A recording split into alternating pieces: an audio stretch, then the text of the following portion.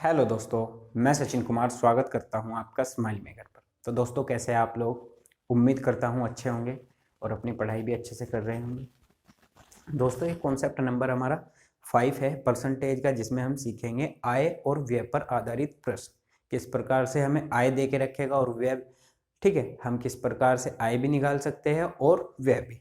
इस क्वेश्चन के माध्यम से हम स्टार्ट करते हैं। तो ज़्यादा समय ना वेस्ट करते हुए तो स्टार्ट करते हैं दोस्तों। हमारा पहला क्वेश्चन देखो, गोपाल अपनी मासिक आय का 30% भोजन पर खर्च करता है, शेष का 40% परिवहन पर खर्च करता है। इसके बाद शेष का 50% बचाता है। यदि उसकी मासिक आय कितनी है? यह है 18,400 रुपये हो तो वह प्रति माह कितने रुपए बचाता है? यह हमें सवाल में बताना है। तो देखते हैं हम किस प्रकार से क्या क्या चीज। देखो, भोजन पर खर्च कितना है? टोटल हमारे पास है 100%। टोटल चीज होती है हमारे पास, वैल्यू होती है 100%। अब आपने देखा भाई, ये भोजन पर कितना कर रहा है? भोजन पर कर रहा है ये 30%। क्लियर है यहाँ तक? और शेष का कितना बचा? यानी कि टोटल अब 70% बच चुका है। देखो, मैं इसमें 70 लिख रहा हूँ क्योंकि 30 बाहर आ चुका है। ठीक है, तो ये 70 बच रहा है। 70, अब 70 में से कितना कर रहा है? शेष का 40% परिवहन पर। तो इसका जब 70 का 40% निकालेंगे तो किस तरह निकालते हैं? इस प्रकार से निकालेंगे। 2 जीरो से 2 जीरो, 7 चौक 28, यानी कि 28% किस पर कर रहा है?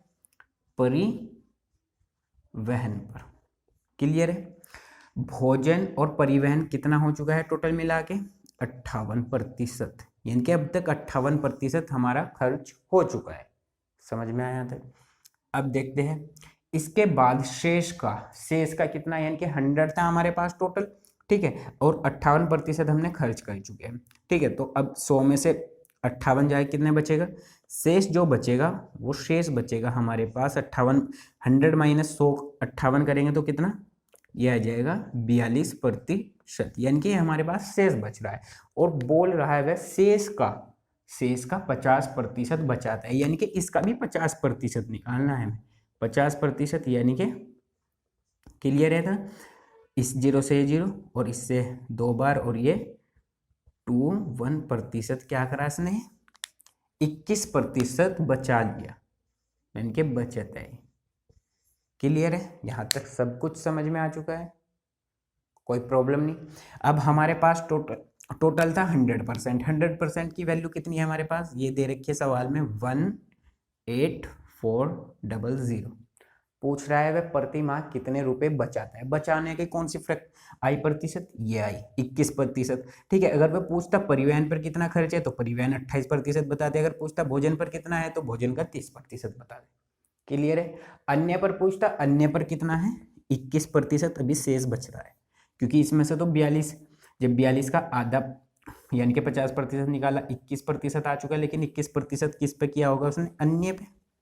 ठीक है, जो सवाल में हमें दिया नहीं है, लेकिन हमें 21% की वैल्यू पूछ रहा है तो इसकी निकाल देंगे। तो इस 2 जीरो से 2 जीरो कैंसिल हो जाएगा। 21 की गुना 184 के साथ करेंगे जब 21 चौक का 84 का 4, अब 4 देख ले।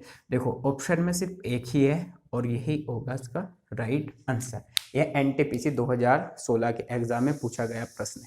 दोस्तों, अगर इस क्वेश्चन में कोई प्रॉब्लम है आपको तो आप कमेंट के माध्यम से हमें बता सकते हैं, वरना हम एक और क्वेश्चन लेंगे अभी।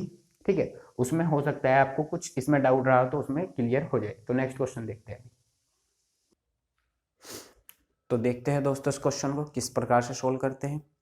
देखो, किसी आदमी को वर्ष 2007 में 88,000 रुपये वार्षिक वेतन के रूप में प्राप्त हुए। ठीक है, जो उसके वर्ष 2006 के वेतन से 10% अधिक थे। वर्ष 2006 में उसका वार्षिक वेतन कितना था, ये हमें बताना है।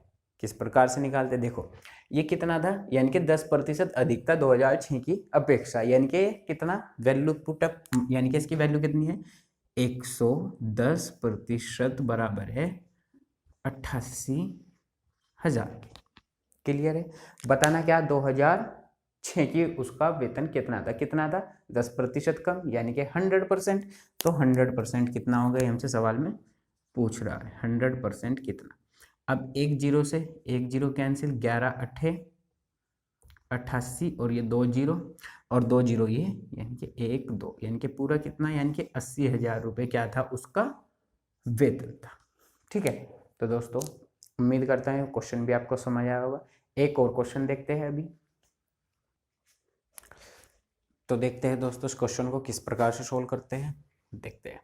देखो, कोई व्यक्ति घरेलू चीजों पर अपनी मासिक आय का 50% खर्च करता है और शेष में से 50% परिवहन पर, 25% मनोरंजन पर, 10% खेलकूद पर खर्च करता है और कितना, तथा 900 रुपये बचत करता है। एक आदमी की मासिक आय क्या होगी? देखो हमारे पास क्या है, टोटल 100%। इसको किस प्रकार से करते हैं, देखो हमारे पास इसकी मासिक आय है पूरी 100%, ठीक है, लेकिन ये क्या कह रहा है, इसका आधा यानी कि 50%। जब इसका हम आधा निकालेंगे तो कितना हो जाएगा, 50%।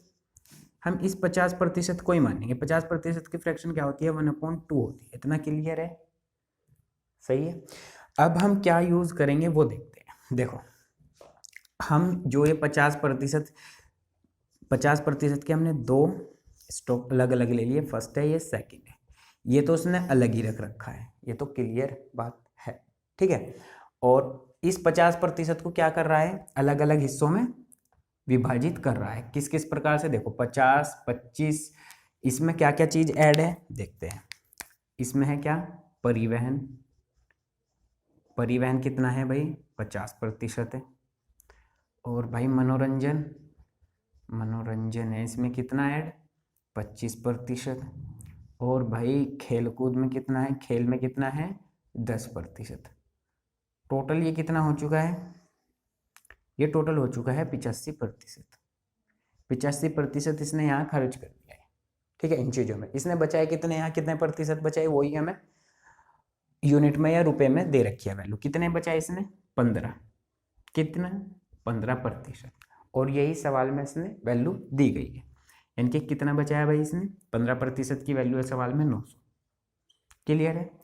और ये पूछ रहा है 100%। अभी टोटल 100 यहाँ तक नहीं गए हम, ठीक है। इस 50% नहीं, इस 100 की बात कर रहे हैं हम, क्योंकि ये भी एक तरीके का एक 100 ही है हमारे लिए, ठीक है। हमने इसको 100 मान लिया एक प्रकार से। तो कितना हो जाएगा, जब यहाँ से 100% की वैल्यू निकालेंगे हम, 900 बटे कितना, 15 गुना 100।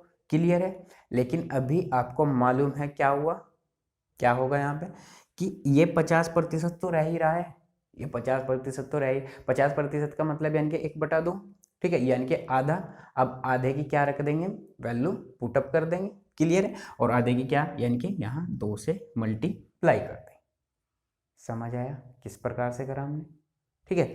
यानी कि 2 की मल्टीप्लाई जब हम इधर से भाग करेंगे तो ये आधा बन जाएगा। अब देखते हैं इसको किस प्रकार से सोल्व करते हैं। देखो 3 तिया 9, 3 पंजे 15, 5 दूनी 10, 2 दूनी 4 और 4 तिया 12,000 रुपये, ठीक है। और इसमें ऑप्शन कोई ऐसा नहीं है कि 12,000, एक ऑप्शन हमने लिखा नहीं इसमें, इसमें एक ऑप्शन था। और आपको मालूम है यानी कि जो बैंक के प्रश्न आते हैं उसमें ऑप्शन 101% होता है, यानी कि नन, इनमें से कोई नहीं, ठीक है। और इसका राइट आंसर होगा कौन सा, वो होगा ऑप्शन 5। क्लियर है, समझ में आया आपको, ठीक है। अगर ये प्रश्न में आपको कुछ भी प्रॉब्लम हुई हो तो आप कमेंट के माध्यम से हमें बता सकते हैं। मैं अभी आपको सिर्फ कॉन्सेप्ट करा रहा हूँ, ताकि आप जब हम आपको क्वेश्चन सोल्व कराएंगे तो आपको कुछ भी प्रॉब्लम का सामना ना करना पड़े। तो ठीक है दोस्तों, मिलते हैं नेक्स्ट कॉन्सेप्ट में, नेक्स्ट वीडियो के साथ। थैंक यू दोस्तों।